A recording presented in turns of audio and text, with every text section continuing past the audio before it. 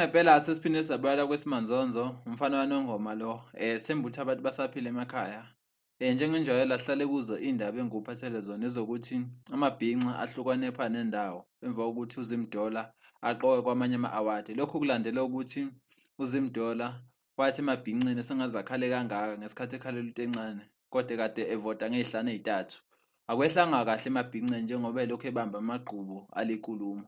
Abantu abaningi-ke abanye bathi ngeke bamvotele ngenxa lenkulumo, abanye bathi bazomvotela.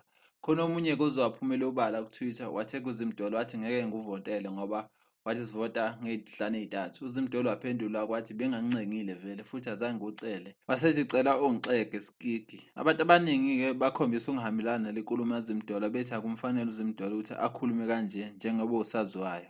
Sesohlala lapho i-comment section sizokuphawula kakhulu ukuthi wena ngabe uzovota noma ngeke uvote mase sizwa nesizathu sakho. Sengihlabela phambili futhi ezinye iy'ndaba engikudonsela zona ezokuthi sekube khona ukuhlukana kwemibono emva kokuthi u-D_S_D eveza okoswazi bakhe ebabuza ukuthi sebey'phakelile yini izinja ukuze uzingela kusasa. Phinde futhi wachaza wathi yena okoswazi bakhe uma egqoka omunye umfasa omunye umfase ngale. Abanye bathe ngathi u-D_S_D uhlukumeza unkosikazi ukuthi ebavezele izwe ebenzisa kanje. Abanye baze bathi akunankinga phela ngoba ukosikazi bakhe laba wabalobola futhi. Kodwa sesiyozwa ngawe lapho i-comment section ukuthi uyibona kanjani wena lama video ka-D_S_D, ngabe into right noma wena uhambelani nakho? Sanibona amakhosikazi.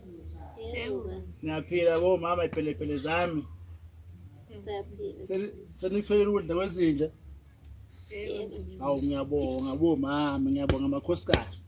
Sezodlala inkosi zami madoda. Sile kusasa. Sesiphetha indaba engikudonsela zona ezokuthi uheleze umoya wozwana uMaskandi ngesikhathi kundlula emhlabeni ugogo kaKhuzani. Lapho kubonakala khona abaculi esitshela ukuthi thina bazwani kodwa babhelelana amazwi enduduzo. Singabala khona u-D_S_D owaqondise kuKhuzani negcwame elisha okuthinta abantu abaningi. Abantu abaningi bebetshela ukuthi umfo wamaNcele ngiyabhala, kodwa uyibhalile-ke indaba washo ukuthi udlulisa iy'hlungu nokuphatheka kabi emva kokuzwa ukuthi ugogo kaKhuzani akasekho emhlabeni. NoKhuzani kuyibhalile incwadi wathi uyabonga kodwa akabongi khona ukufa, kodwa ubonga ukuthi ozakwabo abakhona la emculweni bayazwelana nale nto le eyenzekile. Kodwa-ke siyazi ukuthi abantu abayi nganxanye njengamanzi. Kukhona-ke abathi kungenzekani ukuthi igcwame elisha bese chitha icala nje ngokubhala leya ncwadi. Abanye baze bathi umfo wamaNcele kuleya ncwadi leya akabhalile ngisho igama laKhuzani futhi akabhalile ngisho nesibongo. Uvele wamrefer ngokuthi uzakwabo osemculweni.